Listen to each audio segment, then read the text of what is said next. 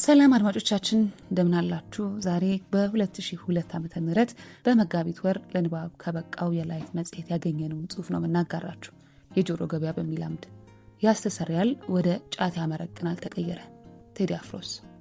ያስተሰርያል በቴዲ ከተዘፈነ 5ኛ ዓመቱን ሊደፍን ጥቂት ወራት ይቀሩታል።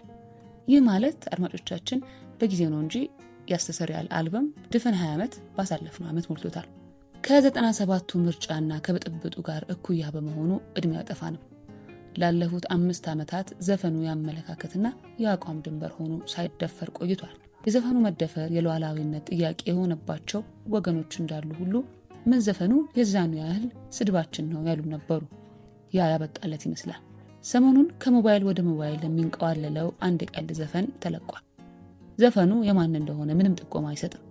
ብቻ ከቃላቶቹና ከአንዳንድ ስያሜዎቹ ስንነሳ የቀልዱ ዘፈን ምንጭ ከወደ ደቡብ እንደሆነ እንገምታለን። ያንን ከመመርመራችን በፊት ዘፈኑን እንፈትሽ። የዘፈኑ ዜማ ሙሉ በሙሉ የተወሰደው ቴዲ አፍሮ ከፈጠረው ያስተሰርያል ላይ ነው። ዜማው ብቻ ሳይሆን ያዘፋፈን ፈሊጡ፣ የግጥም እንድምታውና ቃናው ሁሉ ያስተሰርያል ነው። ዘፈኑ የቴዲ አፍሮ ያስተሰርያል የሚለየው በጭብጡ ብቻ ነው።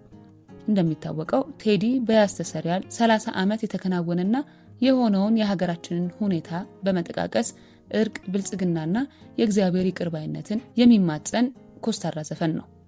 እንግዲህ ይህንን ስራ ተገን አድርጎ ሰሞኑን የተለቀቀው የቀልድ ዘፈን ጃ ያስተሰርያል የሚለውን ጫት ያመረቅናል በሚል የተካ ፌዝ፣ ልግጫና ቧልት የተቀላቀለበት ነው።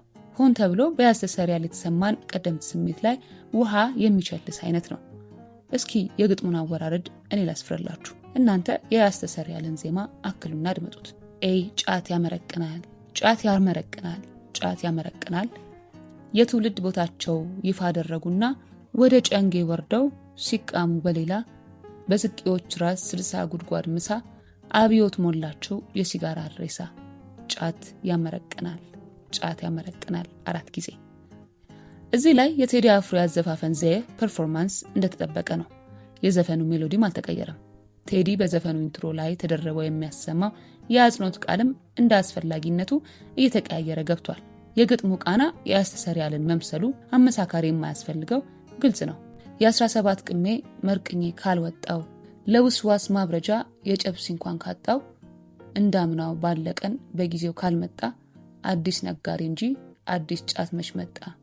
ይቅር በለውና ያመጣውን ጫት ጨብሲን አስተማረን በርጫን ለማጥፋት። የዚህ ግጥም አዝማሚያ ከቴዲ ያስተሰርያል አንጻር እንድናየው የተተካው የዘፈኑ አንጓን መልከት። በ17 መርፌ በጠቀመው ቁምጣ ለለውጥ ያጎፈረው ዙፋን ላይ ሲወጣ እንዳምናው ባለቀን ያምናውን ከቀጣ አዲስ ንጉስ እንጂ ለውጥ መቼ መጣ። ይቅር በለውና የበደለን ወቅሰህ ምረት አስተምረን አንድ አርገን መልሰህ። ለቀልድ ትራፊክ የለውም። በዚህ በኩል ትችላለህ፣ በዚህ አትለፍ፣ ይህንን አትተላለፍ እያሉ ለቀልድ ህግ ማርቀቅም አይቻልም። ቀልድ ከደስታና ከፌሽታ ባሻገር ከመከራና ከቁስልም ይወለዳል።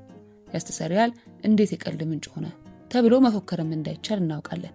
ነገር ግን ያስተሰርያል ላለፉት 5 ዓመታት አይነክ የሆኑ መቆየቱን ስናስተውል ዛሬ ለምን ብለን እንድንጠይቅ እንገደዳለን። ዛሬ ያስተሰርያል በሁለት ወገኖች መካከል የተሰመረ ማይተላለፍ ድንበር መሆኑ አበቃ ይመስላል። ዛሬ ዘፈኑ ክብደቱን አጥቷል። የቀልድ አይጥ አፍንጫውን የሚያሸተው አሮጌ ድመት መስሏል። ለምን ብለን ከመጠየቃችን በፊት ቀጣዩ የዘፈን አንጓ እንዴት እንደተቀየረ እኔ። ጫት ያመረቅናል 4 ጊዜ። ሐራራ የጫት ማሳ፣ ሐራራ ሲታይ ያበሳ፣ ሐራራ የጫት ማሳዬ ግቢ፣ ሐራራ ልዩ መዝናኛዬ፣ ሐራራ። እማማ የሚለው የኢትዮጵያ እናትነት ቅጥያ ሐራራ በሚለው የጫት እጦት በሽታ ተቀየረ። ቀልድ ነውና በተጠየቀና በስነ ምግባር አይከሰስም። ቂም በቀል ክፉ ነው ከአምላክ ያለያያል የሚለውን ጫት መቃም መጥፎ ነው ሐራራ ቡሽር ያጋልጣል ሐራራ ተፋልጦ መቃም በርጫ ያመረቅናል በሚል ተቀየረ ብሎ መደንፋት የቀልድን አካሄድ አለመረዳት ነው። ከዚያ ይልቅ ከቀልዱ አፈጣጠር ጀርባ ያለውን እንድምታ ማየት ነው የሚበጀው።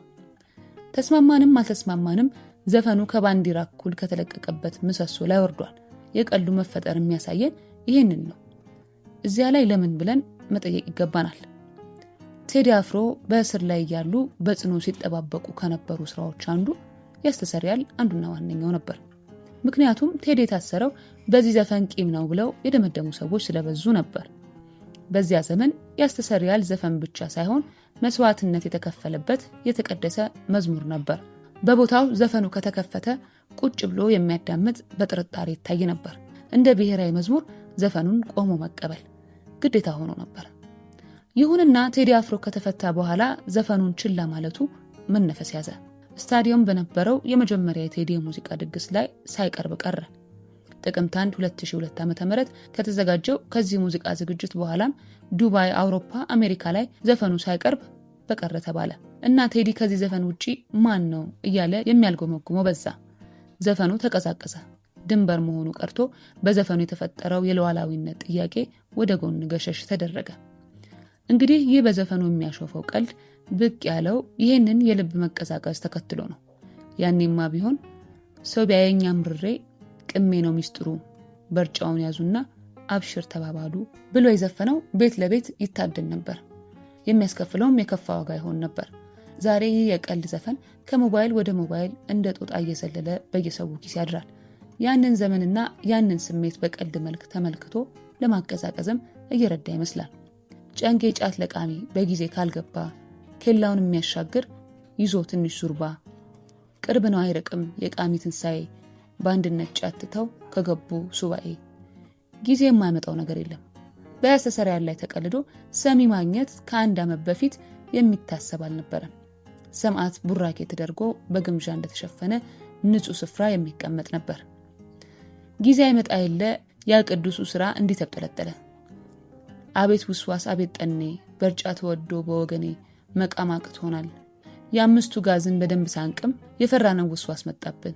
ውስዋስ ውስዋስ እረ አይገባም ወይ እረ አይገባም ወይ አይገባም ወይ ጫቱ። ቀደም ሲል በማይቀለድ የቀለደ ወጥ ረገጥክ ይባል ነበር። የማይረጋገጥ እንደረገጠ ተቆጥሮ ዛሬ ይህንን ቀልድ ያቀረበው ከወጥ መርገጡ ይልቅ ጎልቶ የታየው እንዴት አሰበው የሚለው ነው። በፊት ቢሆን ፈጠራ፣ ክህሎት፣ ችሎታ፣ ተስጦ የሚባል ጣጣ ለያስተሰርያል ማሾፊያነት ዋጋ የለውም ነበር። ከሞከርከው ትካለባለህ። በደረስክበት ያለው ህዝብ ውሻ ያደርግሃል። ያውም ሲመቸው በአካል ካልገጣ ነው። ዛሬ ግን እዚህ ተደርሷል። እንደው በደፈናው ከወደ ደቡብ የመጣ ለመሆኑ የዘፋኙ ያዘፋፈን ቃና ብቻ ሳይሆን የሚጠቀሙትም ስሞች ይጠቁሙናል። ጨንገ አዋሳ ብቻ የሚቃም እዚያው አካባቢ የሚመረት ጫት ነው። ስቄም ዲላና አካባቢው ላይ የተለመደ የጫት አይነት ነው። እነዚህ ቃላትን ይዘን ቀልዱ የነፈሰበትን አቅጣጫ ሰሜን፣ ምዕራብ፣ ምስራቅ ኢትዮጵያን እያልን አንወናበድም። ደቡብ ነው። ደቡብ አካባቢ በቀልድ ስራቸው የታወቁ ጥቂት ኮሜዲያኖች ከመኖራቸው ጋር ተያይዞ በግልጽ ባይነገርለትም የስራውን ባለመብት በድምጽ መለየት አይገድም። የዚህ ጽሑፍ ዓላማ የቀልዱን አፍላቂ ማፈላለግ ሳይሆን ከቀልዱ በስተጀርባ ቴዲ አፍሮና ያስተሰርያል የደረሱበትን የወቅቱን ሁኔታ መመርመር ነበር። አንድ ጉዳይ ላይ አሳርፎ መደምደም ባይቻልም ከሞላ ጎደል ግልጽ ነው። ለተጨማሪ ስራዎች ዝግ የነበረው የቴዲ አፍሮና የያስተሰርያልን ሁኔታ ለድርድር ቀርቧል። በተጨማሪ ስራ መቀለድም ማምረርም ይቻላል።